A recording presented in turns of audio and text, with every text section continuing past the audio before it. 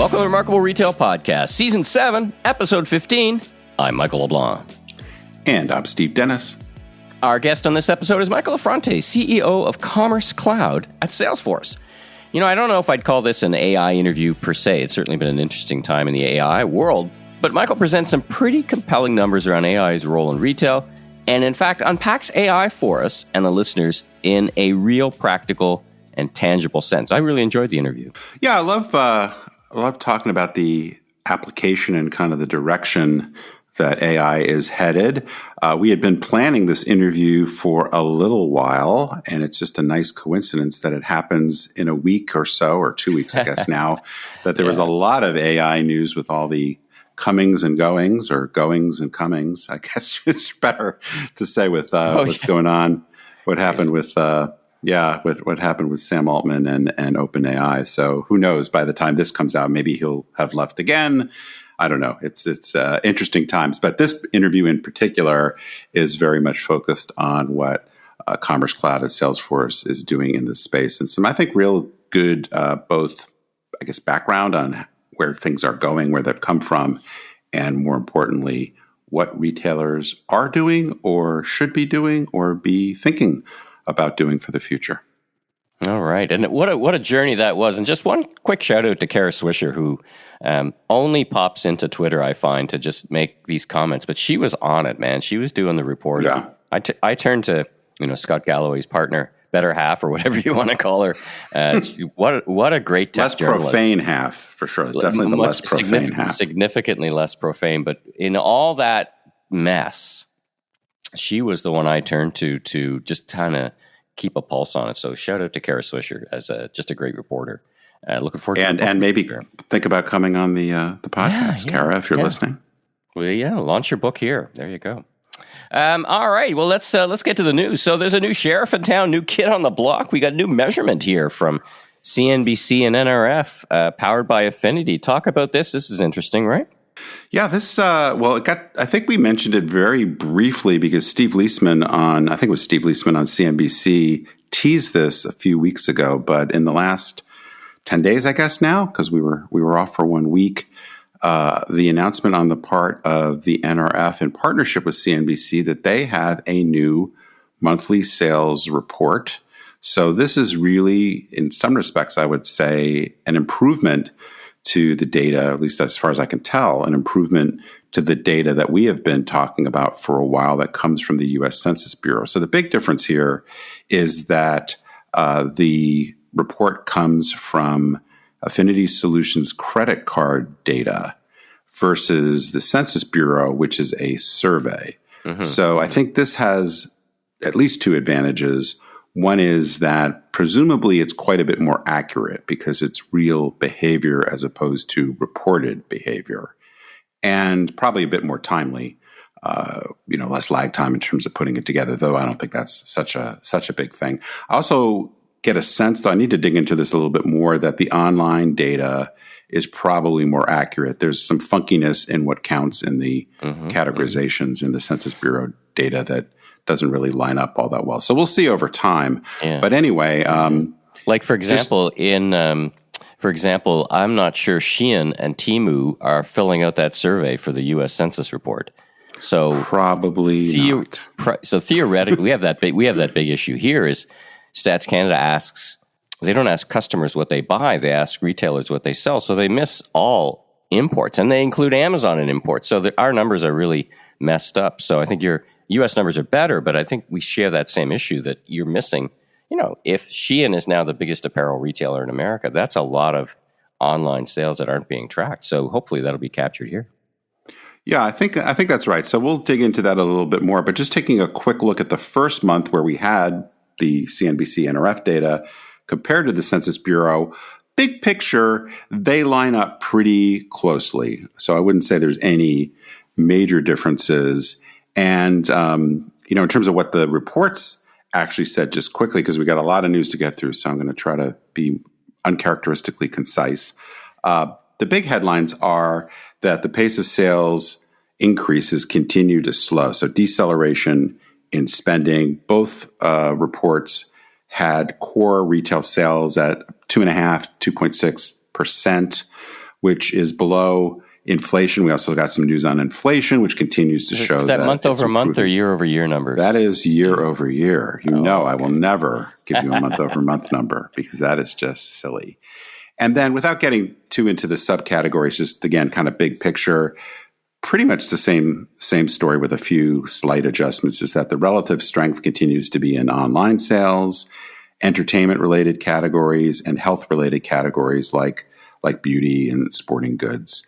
When you look kind of at the ones that are more or less on trend, grocery, general merchandise, so that would be the Walmarts, the Targets, and so forth.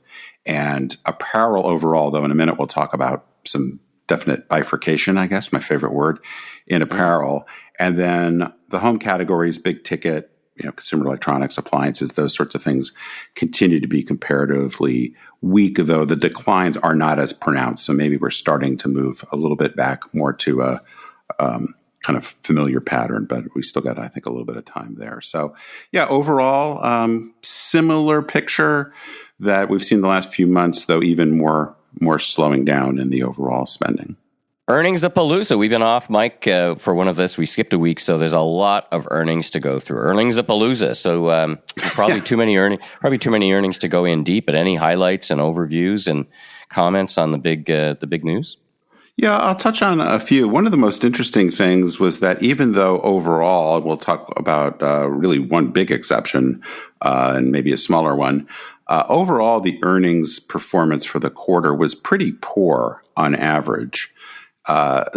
Even though some of those disappointing earnings came in, several retailers actually did pretty well in terms of their stock price, what I'm starting to call the soft bigotry of low Wall Street expectations, because in many cases...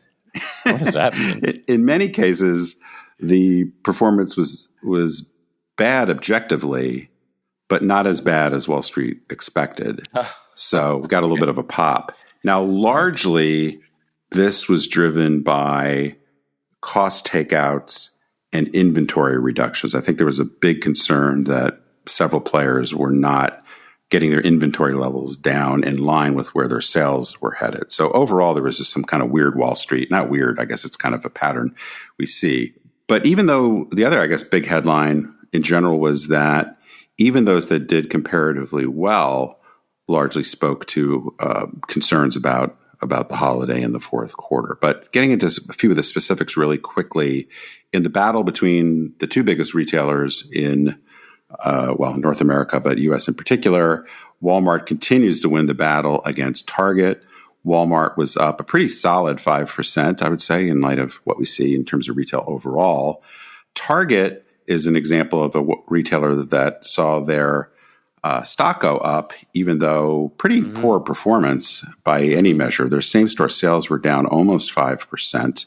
They did manage to improve their operating income a little bit, again, because of the focus on costs, reducing inventory, and so forth. So Wall Street liked that, but it's pretty hard to look at the relative market share shifts here in the past quarter, but even really throughout the last year, and feel great about where Target is. All right, let's move on to more casual apparel, because we'll make the distinction between more casual apparel and nicer, dressier apparel. Very much a continuing tale of two cities. We've seen this pattern for multiple quarters now, where the off-price retailers performing very, very well. So TJX, Ross stores, pretty strong sales there. We also saw Abercrombie and Fitch turn in a really good quarter, which kind of fights against this idea that you can't do well with mall-based stores. I think you can do well if you have a strong value proposition and execute it well. Urban Outfitters also put in a pretty solid quarter. They're not completely on the mall, but have a lot of stores in the mall. Yep. Not only the Urban Outfitters format, but also Anthropologie. But on the other side of the equation, in terms of poor performance, continuing weak performance on the part of department stores, terrible in general, but also the trend seems to be weakening. So Macy's comp store sales down 7%. Not a great way for Jeff Gennette, their CEO, to move into a retirement. Very weak quarter for him to go out on. Yeah. Hopes, thoughts and prayers and good wishes toward Tony Spring, who's be taking over shortly. Dillard's, which had been relatively strong within the department store group, was down 6%. Kohl's was down 5.5%. We don't know about JCPenney because they don't consistently report their numbers as a private company, but really poor sales performance. Not quite as bad for some of them on the operating profits because many of them, again, taking some costs out. So that kind of lessened the blow. Now, I do have to mention a couple things about Kohl's in particular. Mm-hmm. One is, I think, a guy that you know a little bit, their COO has been there less than a year, leaving the company. Yeah. Shout out to Dave Alves, a great merchant, but something went awry there pretty quick. Yes, a little unclear exactly what that is about. What do we call that? A scaramucci? How many do we measure that in scaramucci? Yes, still? That was I think maybe 7 scaramuccis, something like that. I'm not sure. The other thing I was going to mention, and I didn't write down all the points, but they had a what I would call a very lame investor performance. We've kind of talked about this theme before, where basically they said their key strategies were going to be focusing on customers, optimizing merchandise performance, like all these generic terms sure. that sound like they could come from anybody's investor presentation. So I don't know. I have generally felt like Kohl's was in a bit better position than some of the other department stores, largely because of their off-the-mall real estate strategy, having Sephora and so forth. But I don't know. This makes me even more nervous than I've been for a bit. Moving to the higher end, continuing bad news in the luxury segment for the most part. We got word, I guess just a couple of days ago, that Saks is selling off a bunch of real estate. Now they have, given their ownership structure, have been, let's say, optimizing, monetizing, whatever you want to call it, their real estate for quite some time. A little bit of a Canadian link there, right? Hudson's Bay owns Saks. It could be a broader problem as well, not just related to Saks, right? It just seems to be tattooed to Saks a little bit more. You know what I mean? Well, absolutely. The particular issue apparently is that, and I had just heard this, and it seems to be some good reporting, that Saks apparently is quite behind in paying many of their vendors. So it appears to be, at least the tie was that, they're raising money to try to get current with their vendors. So that's obviously a very ominous sign for what's going on there. Now, another private company, so just like with Saks Hudson Bay, we don't have complete visibility to their financials. Neiman Marcus, my old employer, they do give updates periodically, and they reported that their sales for the quarter were down 8%. So not great. They are still profitable, however, so they don't appear to have any liquidity issues. So perhaps this is an opportunity for them to go after some business there. Nordstrom, in the more accessible luxury space, their full-line store comp was down 9.4%. Off-price, better, but still negative. In some other news in terms of some of the other luxury, more vendor-driven companies, Capri and Tapestry, which own several accessible luxury brands, and then Burberry, all reported weak performance for the quarter. So not happy times in most of luxury. So unless you're Hermes, basically, I think you're probably not too happy about where things are headed. Two other quick ones. So on the quite concerning side, we've talked about these wobbly unicorns many times. Coming back to talk about our friends at Allbirds, they also reported their earnings 10 days or so ago. Their revenue is down. They're now at about an annual revenue run rate of about $200 million. So here was a business that when they went public, we were talking about, multi-billion-dollar lifestyle business. They clearly are not on that trajectory. Their EBITDA margin, which actually improved a bit, but is still at negative 30%. They did lower their cash burn rate, which has been quite significant for about a year, but still continues to be weak. And I was just looking at their balance sheet, and they don't have a lot of cash in the bank. And with this trend, it's kind of hard to know what some of their financing options might look like. But they are trying to make more of a shift towards wholesale. They were emphasizing opening their own stores. I think they have 45, 46, something like that. I wouldn't be surprised if there aren't some store closings looming. We've been hearing some rumors about that. They got to find some cost savings some ways, right? I mean, they gotta. Yeah, I think the question will be: do they have to file for bankruptcy in order to be able to get out of there? So those are very new leases, and so that's not an easy situation. The stock is now down went down a little bit further on this news, now down 97% since their IPO. And when I looked at it this morning, we're recording this on Friday, it was at 88 cents. So they also have a possibility of getting a warning about a delisting. So yeah, not a good situation. So I suspect something big is likely to happen here, whether there's a recapitalization, a bankruptcy, or an acquisition. I think if you were looking at this as an acquisition candidate, you might very well be saying, I might like it better if they go through bankruptcy and I don't have to deal with clear those leases up. So. I was in Williamsburg last week, and I went into the On Running store, which is just a fabulous store if anybody has a chance. I think you've got some thoughts on Running. So On Running continues to just do extremely well. They are perhaps the most successful earnings report of a major retail brand during this earnings season. They reported sales up 46.5%. Their net income increased almost 200%. And they just continue to grow like crazy. They're planning to boost their wholesale presence around the world because this is really becoming quite the global brand. They are very early. I don't think they've quoted what kind of numbers they're looking at for store, their own store openings. But as you mentioned, they've got a few. They just opened their Paris flagship. So a lot of runway left, I think, for this brand. And if anybody from On Running is listening, we've made an outreach to try to get one of their co-CEOs on the podcast if we could, because I think it's one of the most fascinating stories. And so I think when you look back really on all the earnings performance, there's definitely an aspect of where the trend is your friend or the trend is your enemy. Like clearly some businesses are struggling because they're just category dynamics that are unfavorable. But they're clearly, if you look at apparel in particular, which has been overall a tough category, you can find people that are doing well and people not so much. And here, as we talk about Allbirds versus On, basically in the athletic footwear space, very, very different outcomes, very, very different prospects. We are recording this on Black Friday, so it's a big day in retail, big weekend, huge weekend in retail. Probably, it's obviously too early. I'm on the West Coast, so it's very early to get any kind of sense. I would comment, and would love your feedback on this, in talking to retailers over the course of the year, let's not forget about the vendor side. And the vendors in some categories had kind of overshot the runway a little bit with inventory post-COVID.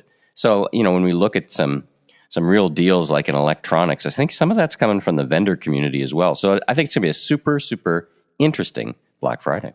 Yeah, I guess I would say two things about Black Friday beyond what you said, is that there are early indications that it's going to be quite promotional. And I guess we say that almost every year, perhaps except for the one year where COVID really disrupted, there was no inventory essentially. So people weren't inclined to mark down. But yeah, I think there's general nervousness. As we talked about in talking about earnings, most people are guiding down their expectations for the fourth quarter. So given that nervousness, I think you're right. There are definitely pockets of inventory that people are going to try to move through. And so that's good from the consumer standpoint. The other thing I would say is I'm generally, and I've been feeling this way for a while, but every year I get even more convicted that there's too much hype around Black Friday, Cyber Monday. I mean, people have to participate. It's obviously a series of big shopping days. But as I've been saying for a while, these 5 days, I guess, really are increasingly less important to the overall holiday season, partially because people start shopping earlier because of the promotional events that occur even going into October. And then I know we talked about this last year as well. The day after Christmas is a huge day. The first week of January tends to be really strong. People buy more gift cards. So all that Boxing Day here. Boxing Day.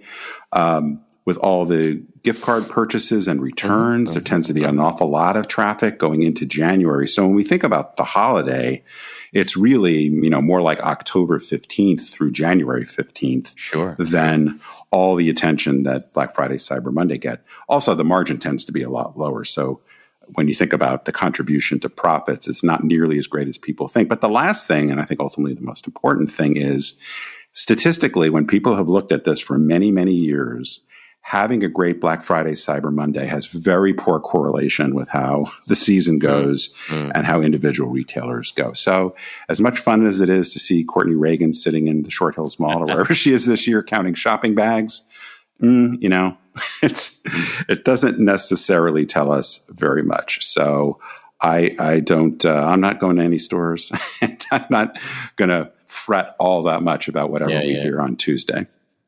Well, all right. That's the news of the week. Actually, the news of the past 2 weeks since we skipped a week. Very busy time. Shout out to all our retailers and the operators who are very busy and were very busy this starting last week and through now for the run up to the big day and the holiday. Let's now get to our interview with Michael from Salesforce. Well, Michael, welcome to the Remarkable Retail Podcast. Where do we find you today? Steve, it's great to be here. I'm in my house in Brooklyn, New York.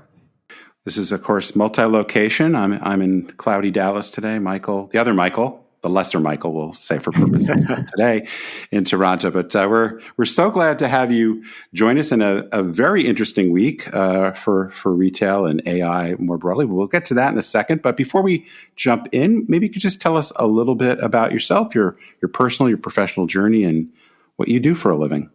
Oh, I'd be happy to. And just to start, it's a real pleasure to be here. And, as an avid listener of the podcast, it's always fun to eventually get on the show. So thanks again for having me. So yeah, I am the general manager for the Commerce Cloud platform and business at Salesforce, where I'm very proudly, representing, several thousand people that work on the platform that powers e-commerce for a lot of the major retail brands around the world. I've been doing this for about 2 years, and just love, working at Salesforce for about 2 years, and just love absolutely all of it. Like I said, based here in Brooklyn, New York, and have over 2 decades of experience working in technology, primarily focused on collaboration platforms, like helping businesses connect with their customers and their employees. And then the last half of my career working primarily in e-commerce and payments technologies. So kind of bringing it all together with what I'm doing at Commerce Cloud and Salesforce to help brands, drive their businesses and connect with their customers. Well, it sounds like a good place to be. Now, I imagine quite a few of our listeners will be quite familiar with Salesforce broadly, but Commerce Cloud in particular. But for those that may not be quite so familiar, could you just kind of give us a quick overview of the scale and scope of Commerce Cloud, but also kind of how it fits into the whole Salesforce ecosystem? Yeah, happy to. Yeah, Commerce. So most folks know Salesforce for our, Sales Cloud or our CRM technology, and a lot of customers also know us for our Service Cloud technology, which is our customer contact center and customer management software. On the Commerce Cloud side, we fill out a different part of the portfolio along with our peers, the Marketing Cloud, that help businesses, in particular B2C businesses, grow and connect with their customers. So particularly within Commerce Cloud, we deliver a full portfolio of e-commerce technology. And that starts with things like our storefront technology, the ability to actually run, host, run, and manage and design, et cetera, your .com e-commerce site. We have that technology for both B2C companies, the world's biggest and best retailers, very proudly, and also in the last 5 years or so have broadened out to include B2B commerce technology for companies outside of retail, like in manufacturing or healthcare. We also have technology that helps our customers do order management. We have an order management system that we've built that enables customers to do all the post-order management, processing inventory, et cetera. We have an integrated payments platform and technology that help our customers, of course, do things like checkout conversion and gateway processing. And then we have a whole set of AI and data technology that sort of underpins everything I just described, and is really where a lot of the AI functionality that we've built over the last decade and certainly in the last generative cycle sort of sits on top of. So that's the commerce portfolio, a very special and very cool part of the Salesforce platform, if I say so myself. Well, very nice. Well, yeah. So today we're going to talk about this little topic, artificial intelligence and related technologies. Michael LeBlanc and I have commented many times that over the past, year now, very few people were talking about AI, at least the more generative AI types of technology a year ago. I think actually ChatGPT is just over a year old at this point in terms of the public release. Now it seems to be all that retailers, or just about all that retailers, are talking about. And of course, this past week we had all the craziness going on at OpenAI, which by the time this episode comes out, who knows how that will sort out. But certainly a hot topic. Maybe before we dive too much into the details, maybe kind of chalk the field so to speak, and give us a little bit of the big picture around artificial intelligence, machine learning. Really, these, as I understand it, these are technologies that have really been around for a while. So maybe you can kind of give us this big picture of what we're talking about, and then how this is evolving, and then we'll kind of dig into the more specific applications of generative AI and what it means for retailers. Sure thing. Yeah. I was reflecting to one of my good friends who also is in tech, as you could probably imagine, and we were saying that we agreed that what's happening most recently with AI, I think, is probably some of the most interesting and exciting stuff that's happened in tech, since like the iPhone came out. It's sort of this groundswell transformation where consumers of every type and business users of every type are going, wow, this is really cool, number one. And number two, I think this is going to change the way that I do the thing that I'm doing, whether it be shopping for something, like looking for repairs for your house, or, operating a business. And I feel like that kind of seismic change is just really cool. So just reflecting on that as sort of a technologist first. And then thinking about the sort of the landscape, it's exactly right what you said. AI has been a long continuum, if you will, that will just keep going. We've, with the generative technology that's come out over the last, year or so, I think the easy dichotomy that folks have settled into, including Salesforce, which is good, is around, predictive AI, like more machine learning driven AI recommendations based on, scoped data sets and like pre-designed patterns and some element of learning and, self-reflection, if you will, by the AI systems. But what's really interesting is that, that's been helping customers, for example, with Commerce Cloud and retail grow, their businesses for the last decade. We've had predictive AI technology, things like Complete the Set and other features that help you, shop better or have more personalized recommendations. But with generative AI in the last, of recent months, if you will, it's been really interesting to see that part of it accelerate so fast. The idea of being able to take such large quantities of unstructured data and actually start to bring reason to it to allow for things to happen that just quite frankly weren't possible, as evidenced by the sort of uptake of ChatGPT as a consumer product. Michael, if you were to write the book Generative AI for Dummies, what would that book look like? I mean, tell me, I hear generative AI. Where can we get a copy? Help us separate the reality from the hype here. We now, it's part of our vocabulary. We're talking generative AI, but what is that? To take us in there, what does that really, really mean, and what does it mean to retailers? We talk about this a lot with customers, and it's interesting how everyone has sort of their own perception of how it works, and I think right. Yeah, so I mean, at its very simplest, the way that I always go back to is, ChatGPT is a type of deep learning, right? And it's technically like a subset of machine learning, and it's really amazing because it's able to produce text, in particular, like specifically like the ChatGPT experiences that feel very much like they were, typed by another person. And that feeling, that's really sort of the interesting nuance here. It's because of what actually is happening behind the scenes. And this is the transformer neural network, which is the type of deep learning that's happening. And it's able to essentially look at giant quantities of text and then understand the relationship of different words to each other in a way that helps it almost learn what was written and what was happening, so that you can do things like, recommend a set of products for me that I can buy for a holiday gift for a dad who's over 60 and loves the outdoors. And it's able to pull from all of that, information it's been scanning to essentially recreate an answer for you based on the predictions it knows between all the data. So it's really fascinating because of the size of the data it can operate on, which is really probably one of the biggest differences that folks get their head wrapped around. Your example is interesting, right? A dad who likes fishing and wears plaid or something. I mean, a good sales associate would figure that out as well. Take us deeper. Like, where do you see the greatest application in, for example, personalization, where it's really going to impact? I mean, it should be, in my mind, you remember the old example of beer and diapers, right? It turns out people buy a lot of beer in convenience stores, also buy diapers. Who knew? We found that in the data. Is this where we're going, that you can find those unseen connections that really resonate with people?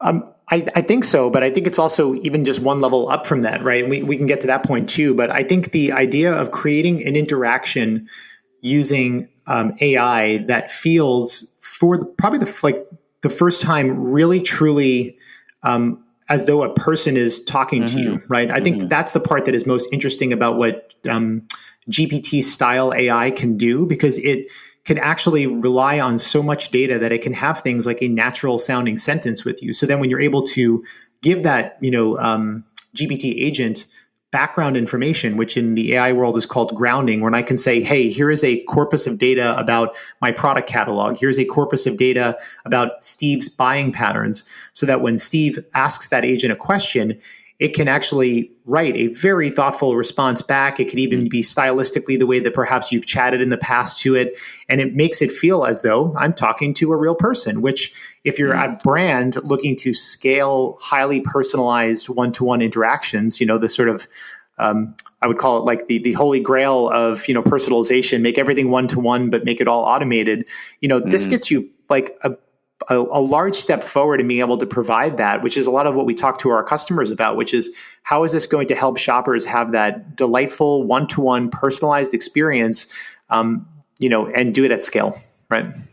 Let's talk about that corpus a little more in terms of who's programming it. How do you watch for bias that can creep into these systems? I sometimes I'm afraid that bias makes bad decisions even faster in AI. So talk about that a bit. Yeah, it's a great question. I could talk specifically about what we're doing at Salesforce, which is, part of what I think is making our implementation of it so, I don't want to say special is the right word, but I mean, thoughtful is probably even better. So we've implemented what we call our trust layer, which is an actual set of platform technology that has a lot of work that we've built into it, so that when you're using our generative AI experiences in the Salesforce software, it's actually running, all of it has to run through this trust layer. And this trust layer is doing things like looking for toxicity and bias and looking for other parameters that would basically create a dangerous or harmful experience for anyone using the sort of the software. And we run all of our AI through this trust layer now. And it's a way that we help give the trust to our customers when they're using our software, that you're not getting things like bias or toxicity or things that would potentially harm the person using it. That's been a big part of our investment as a company. And then all of the commerce technology, for example, that my team is responsible for building, both for merchants and for shoppers, all runs through that trust layer, so that we can rely on, and comfortably, point to the fact that we're trying to avoid all that whenever possible. And now, if you're on sort of an open-ended system, that's something that we don't have control over, think that stuff can happen, which is actually a part of what's happening with generative AI that everyone is appropriately looking at to figure out what's the best way to use this safely, We talked about personalization a little bit. If we think more holistically, I guess, about the overall customer shopping experience, I guess a couple questions. One is, I've heard some people describe the application of AI as being both a way to take cost out by automating mundane tasks, or that kind of thing. So there's cost savings, and then there's this enhancement, effectiveness of the customer experience. I guess first question is, do you sort of think about that in those two vectors? And then as you think about where retailers are starting to see real traction, what kinds of areas would you point to? And I know retail is a big industry, so maybe there's some sectors or categories you want to dip into. Yeah, that's a great question. I'll start on the first side. So yeah, we do think about it in those vectors. We talk to customers a lot, the retailers themselves, about, how we're helping the merchants or the merchandisers or the promotion specialists, whatever their specific role is, depending on how big the company is, with doing their jobs better and faster. And the example I'll give is a very hopefully concrete one. We launched functionality earlier this year, to allow merchants to have product descriptions written with the assistance of our generative AI platform. We call it, surprisingly, generative product descriptions. What's been really interesting is what customers have said to us about the functionality. They've said things around, wow, this is going to help us move faster with getting new products to market. This is going to help us, localize into new regions faster. So we hear a lot more about this sort of amplification of the work that's happening in the back office of a retail e-commerce platform with a lot of the functionality that we've been building. And I think that's been really a powerful part of it, is how do we amplify the work that a lot of very, smart people are doing and take out some of the mundane parts, like having to do multiple levels of translation. At least we'll do the first pass for you, then you edit it, you approve it, and then you lock it into the product description. I think what's interesting is you start, looking at that across the back office landscape for a commerce, operation, and you start to see all these places where, generative technology, in particular generative AI, can start helping the merchants just work faster and more effectively to put more time back into doing things like actually picking product sets to build together, or to look at the insights coming off of their commerce site and actually make, recommendations and make changes. So I think there's a really great virtuous cycle that's starting, and it's something that a lot of the merchants that we work with are excited about as well. So as we cast our minds forward a little bit, I imagine that you and your team are imagining all sorts of possibilities and things that probably most of us can't even get our head around. Are there things that are kind of on your long-term roadmap or possibilities that you want to put out there, even just to get retailers thinking more expansively, I guess, about the possibilities beyond whatever they might be testing or implementing over the next year or so? Yeah, one area that we're really interested in, and we launched some functionality earlier this year, or a product, I should say, called the Commerce Concierge, which ties back to the start of our conversation today, which is a set of products and a set of tools that enable a retailer to provide their end customer, the shopper, with a conversational interface to their catalog and to their brand. And, the traditional way you may do this is with a chatbot where you have to pre-program all of the responses to say, if Steve says, a phrase that includes, I would like blue socks, then, paste in these 3 catalog, links or something like that. What this Commerce Concierge does is it actually attempts to do that using generative AI by saying, instead of having to pre-write all of the responses as standard, chatbot flows, we will just infer it from your catalog and start to have the conversation with Steve, without you having to pre-annotate all of it. And that means that you, Steve, coming to my retail site, can ask it questions and not be bounded, even though you may not realize it, by the constraints of what we pre-programmed. It's a pretty powerful thing when you think about what I just described, because the end result of it is you being able to come to a retail site, for example, and just have a conversation with it that doesn't always have to be backed up by a person, at least to start. And then where we think things could be going, and this is, again, just part of the grand experiment as the world sort of gets used to conversational interfaces with AI broadly, is as people start to come to these sites, will they start to ask more complete questions and tasks? So not just, I need, to find a blue sweater, but I'm going to an event this weekend and I would like a cool looking outfit. And then you as the retailer can use generative AI, for example, to help build thoughtful responses based on your products that would help it solve that problem. And then you can intake things like where they're texting or calling in from or chatting in from, and actually provide recommendations based on things like, oh, well, it seems like you may be in the Northeast. Here's a really cool outfit that goes with, this season based on our products. So we're kind of looking at that, and you look at the technology we have in place and what we even launched this year, and you start to see a path that goes down areas like that. And I find it personally very exciting. A lot of the retailers we talk to are also very excited, but appropriately thinking, how do they manage that experience? How do they make sure it works well for the customer and ultimately, drives delight across both sides of it? I mean, with things changing so quickly and being in the early days, are there any rules that you would say, oh, this sort of retail or this type of retail really needs to be investing heavily, as opposed to, maybe there are different types of retail where they can kind of take more of a wait and see attitude?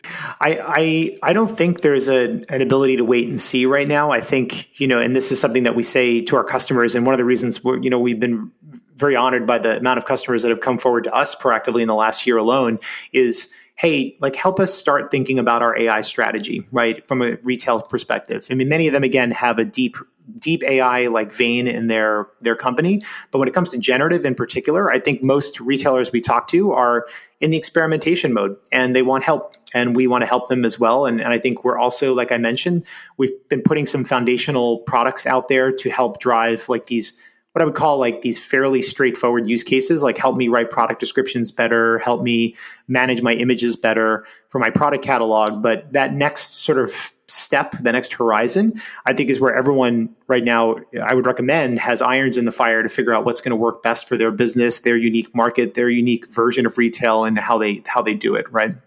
You may be talking, I'm sure you are talking to retailers of a certain size and scope. Let's start with general advice. I mean, I talk to retailers of all kinds of sizes, as does Steve, and we hear they're AI curious, AI skeptical, AI all in, but they don't always know where to begin. You just mentioned you got some case studies that can help. But what's your advice? When you're in the elevator, you're at the cocktail party, you're talking to a retailer, and they're like, I'd love to get part of this, but where do I start?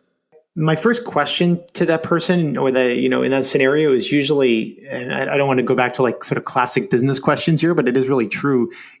What are you trying to accomplish with your business in the next, because again, AI, if you are very reductionist about it, it is just some new technology, which I think it's way more than that, but just, bear with me for a second. So then that goes back to like, what are you trying to accomplish? If it's like back when, the sort of early days of mobile commerce, folks were like, we need a mobile strategy. And it's like, to what end? Like, what are you trying to do? I mean, do you think you're going to capture more customers coming off that channel, which obviously you probably are? So I often ask customers that, what do you think you want to do? And what are you trying to grow with your business? Is it, for example, that you need to take some costs out of your business? So you're looking for ways to, merchandise more efficiently? Or like, are you trying to drive more top line and you're looking for ways to, actually optimize that and drive more growth? Maybe it's both. Maybe you're trying to do it in specific markets. And I think that's where standard questions about the business, but when you lay them against some of the ways that AI can be used, you start to get into the interesting versions of like how to actually apply which parts of the technology where, and then where should you just be experimenting because it's not quite sure how it's going to work yet, Right on. It's very helpful because it's not like this is the first time retailers listening have heard this is the next great technology that's going to change your business, right? I mean, I think this one has a layer of excitement to it that genuinely will, but that's great advice. Now, speaking of advice, where can folks go to learn about you? Are you a LinkedIn person and the work you do at Commerce Cloud at Salesforce, and maybe some resources where they could go and do a discovery tour? Yeah, well, thanks for asking that. Yeah, I'm definitely a LinkedIn person. I try to post once or twice a week, both a set of like very personal beliefs around what's happening with tech, which is more just me geeking out, and also our Salesforce Commerce Cloud LinkedIn page and Twitter account are also awesome pages, and we can share those links with you in the after notes. Are great ways for customers and just folks interested to get a read on what's happening about Commerce Cloud, about Salesforce.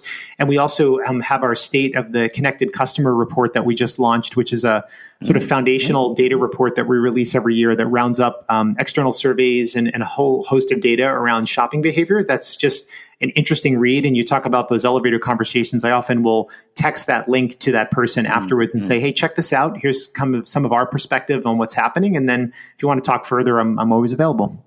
Well, fantastic. Well, thanks so much for joining Steve and I on the podcast, Remarkable Retail Podcast. A real treat to hear your voice. I mean, it feels like a steady hand on the rudder of, through some pretty crazy waters around AI. So it sounds like you got a great handle on it. And thanks for sharing your insights for all of our listeners. And I wish you continued success, a great holidays for you and the family, and probably see you in New York for the big show. Oh, well, thank you so much, Steve, and Michael as well. And what a great experience, a great way to sort of cap off the week leading into the holidays. And I look forward to talking further, seeing you guys in person. And just thanks and good holidays to everyone that's listening. I really appreciate the time. If you like what you heard, please follow us on Apple, Spotify, or your favorite podcast platform so you can catch up with all our great episodes, including our recent interview with Carrie Baker, President, Canada Goose. And be sure to drop us that 5-star review where you listen to your podcast. It really helps us spread the word. And I'm Steve Dennis, strategy and innovation consultant, keynote speaker, and author of the best-selling book, Remarkable Retail: How to Win and Keep Customers in the Age of Disruption. You can learn more about me at stephenpdennis.com, and be sure to follow me on LinkedIn, Twitter, and Instagram. And I'm Michael LeBlanc, consumer retail growth consultant, keynote speaker, and producer and host of a series of retail trade podcasts, including this one. You can learn more about me on LinkedIn. Safe travels, everyone.